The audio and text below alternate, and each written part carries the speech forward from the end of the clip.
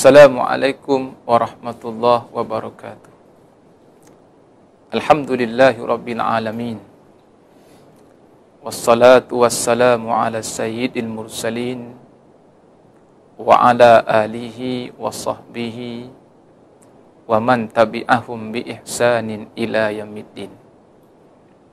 Rabbi shrah li sadri wa yassir li amri wahlul 'uqdatam min lisani yafqahu qawli. Sidang penonton yang dirahmati Allah, pertama sekali kita bersyukur kepada Allah dengan petunjuk dan juga hidayah daripada Allah. Kita masih lagi menjadi salah seorang daripada manusia-manusia yang beriman dan beramal, seterusnya bertakwa kepada Allah.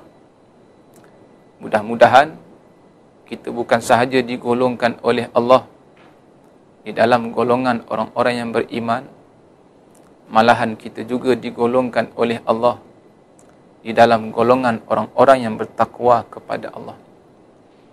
Sidang penonton yang dirahmati Allah, pada hari ini bersama-sama dengan saya di dalam rancangan Nadwah Ramadan di Hikmah Channel. Alhamdulillah, seperti mana yang telah difirmankan oleh Allah Subhanahu wa taala. Ba'da a'udzu billahi minasy syaithanir rajim. Ya ayyuhalladzina amanu kutiba 'alaikumus shiyam kama kutiba 'alal ladzina min qablikum la'allakum tattaqun.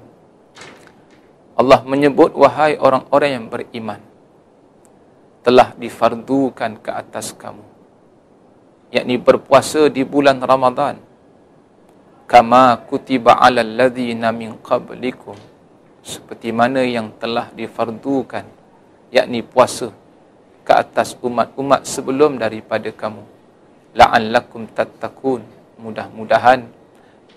mudah-mudahan kita digolongkan oleh Allah di dalam golongan orang-orang yang bertakwa kepada Allah. Sidang penonton yang dirahmati Allah, sesungguhnya bulan Ramadan ini seperti mana yang disebut oleh Nabi, iaitulah bulan untuk umat Nabi.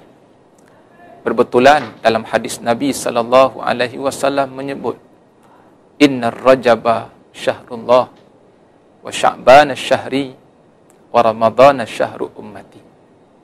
Kata Nabi, sesungguhnya bulan Rajab ialah bulan Allah.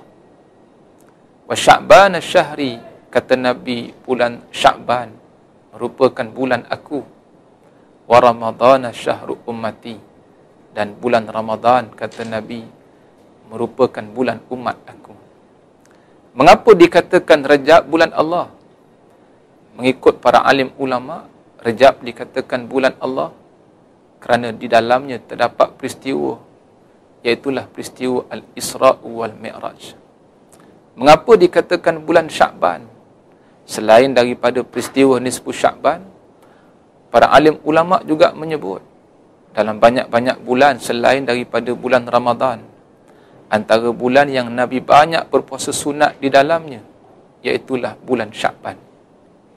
Dan mengapakah dinamakan Ramadan itu bulan umat Nabi?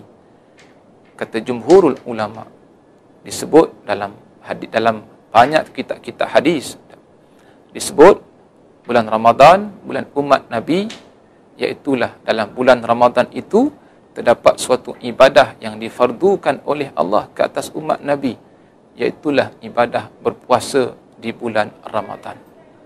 Sidang penonton yang dirahmati Allah, setiap amalan yang kita lakukan mestilah disertai dengan ilmu. Mana-mana amalan yang kita lakukan tidak disertai dengan ilmu, sesuailah seperti mana yang Allah sebut di dalam Al-Quran, wa qadimna ila ma amilu min amalin faja'alnahu haba'an mansura.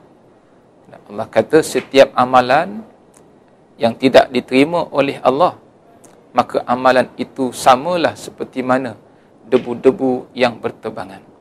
Maka salah satu sebab dan punca amalan kita tidak diterima oleh Allah disebabkan amalan yang kita lakukan itu tidak disertai dengan ilmu. Sidang penonton yang dirahmati Allah. Di dalam ibadah puasa, ada terdapat beberapa perkara yang perlu kita ambil perhatian. Maka antara perkara yang perlu kita ambil perhatian, iaitulah perkara yang wajib, yang mesti kita lakukan ketika berpuasa. Perkara yang wajib ni maksudnya kita buat, kita dapat pahala. Jika kita tinggalkan, kita akan mendapat dosa. Kalau dalam amalan, jika kita tinggalkan ia, maka menyebabkan amalan kita itu tidak diterima oleh Allah. Maka apakah perkara wajib pertama yang mesti kita lakukan ketika berpuasa? Tidak lain dan tidak bukan, iaitulah niat. Niat ini bukan sahaja berlaku di dalam ibadah puasa. Bahkan dalam ibadah-ibadah yang lain juga, niat merupakan suatu teras. Niat merupakan suatu perkara pokok. Niat merupakan suatu perkara yang paling utama yang menyebabkan ibadah kita diterima oleh Allah Subhanahu wa taala. Maka khusus untuk Ramadan, khusus untuk puasa, niat ketika puasa berbeza seperti mana kedudukan niat bagi ibadah-ibadah yang lain. Niat ketika berpuasa kita boleh bermalamkan ia. Tidak seperti mana solat, yang mana ulama menyebut qasdus syai' muqtarinan bil fi'li.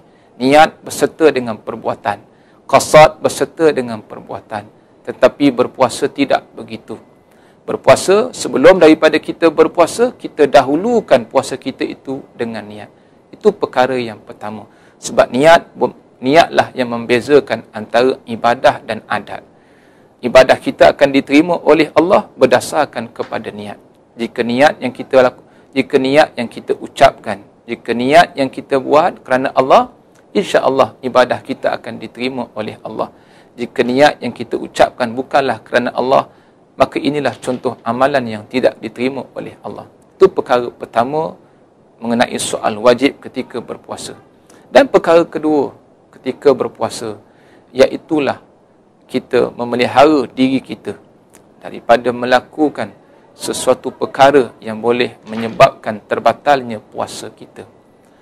Perkara ini insya-Allah kita akan kupas satu persatu di dalam topik kita yang ketiga nanti, iaitulah perkara-perkara haram yang tak boleh kita lakukan ketika kita berpuasa. Sidang penonton yang dirahmati Allah, insya-Allah kita berehat untuk seketika waktu.